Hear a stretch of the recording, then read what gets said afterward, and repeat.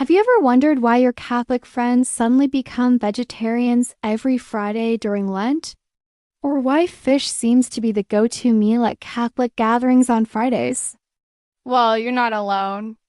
This age-old tradition has puzzled many, both inside and outside the Catholic faith. But fear not, because today we're diving deep into this fascinating custom. Welcome to the Heart of Catholicism YouTube channel, the Catholic path to peace where God's faith changes our lives. Today we're re-tackling a question that has been on the minds of many. Why don't Catholics eat meat on Fridays? It's a practice you've probably heard of, but do you know the real reasons behind it? Most people don't, and that is exactly why we're here to uncover the deeper meaning and rich history behind this tradition. Let's start by taking a journey back in time.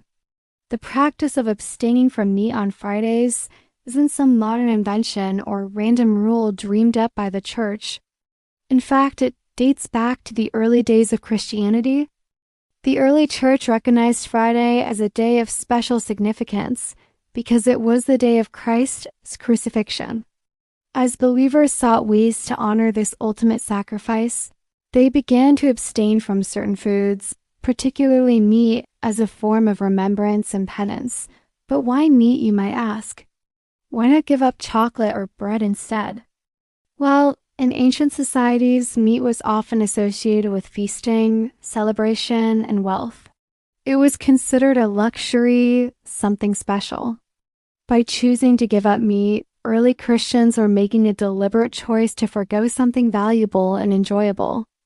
This act of self-denial was seen as a way to unite themselves with Christ's suffering and to cultivate a spirit of sacrifice. Now, let's be clear. The focus here isn't on the food itself. It's about what the act of abstaining represents. When Catholics choose not to eat meat on Fridays, they're engaging in a form of penance. It's a small sacrifice, sure, but it's one that serves as a reminder of Christ's much greater sacrifice. This practice helps believers grow in humility, self-discipline, and spiritual maturity.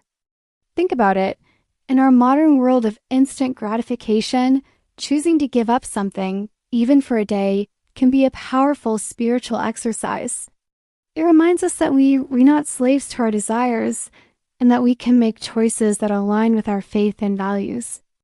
This small act of self-denial can help us become more mindful of our blessings and more compassionate towards those who may not have the luxury of choice when it comes to their meals. Now you might be wondering, has this practice changed over time? The answer is yes, it has evolved. In the past, Catholics are expected to abstain from meat every Friday throughout the year. Today, the Church calls for abstinence from meat specifically on Fridays during Lent, the 40-day period leading up to Easter. On other Fridays of the year, Catholics are still encouraged to perform some form of penance, but this can take different forms depending on local customs and personal choice. You've probably heard of Fish Fridays in many Western cultures. This tradition arose because fish was not considered meat in the context of these fasting rules. It is a great example of how the practice has adapted over time while still maintaining its core purpose of sacrifice and remembrance. But let's address the elephant in the room. In our modern, fast-paced world, does this tradition still hold relevance? Absolutely. In fact, one could argue that it's more important than ever.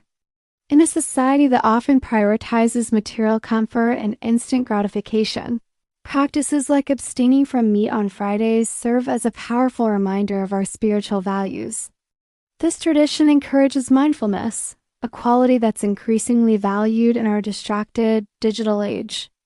When you consciously choose not to eat meat on a Friday, you're forced to pause and reflect. It's a moment to remember why you're making this choice, to think about your faith, and to consider the sacrifices of others. Moreover, this practice fosters gratitude. By giving up something we enjoy, even if just for a day, we become more appreciative of what we have. It can make us more aware of those who face real hunger and deprivation, fostering a spirit of compassion and charity. Lastly, in a world that often seems to prioritize individual desires above all else, this tradition reminds us of the value of communal practices. When Catholics around the world unite in this small act of sacrifice, it creates a sense of solidarity and shared purpose. So, what's the takeaway from all this? The Catholic tradition of abstaining from meat on Fridays is far more than just a dietary restriction. It's a practice rich in history and deep in meaning. It's about remembering Christ's sacrifice, cultivating self-discipline, and growing in faith. It's a small act with the potential for significant spiritual impact. As we wrap up, I want to leave you with a question to ponder. Have you practiced Friday abstinence? What does it mean to you? Whether you're Catholic or not, there is value in considering how small acts of self-discipline can shape our character and deepen our spiritual lives. If you found this exploration of Catholic tradition enlightening, why not join us for more? Hit that subscribe button to stay connected with the heart of Catholicism. We're here to delve into the rich tapestry of Catholic faith, answering your questions and exploring the traditions that have shaped millions of lives around the world. Remember, faith isn't just about rules and restrictions. It's about growing, learning, and drawing closer to God. So, whether you're fasting from meat this Friday or not, take a moment to reflect on what truly matters in your life.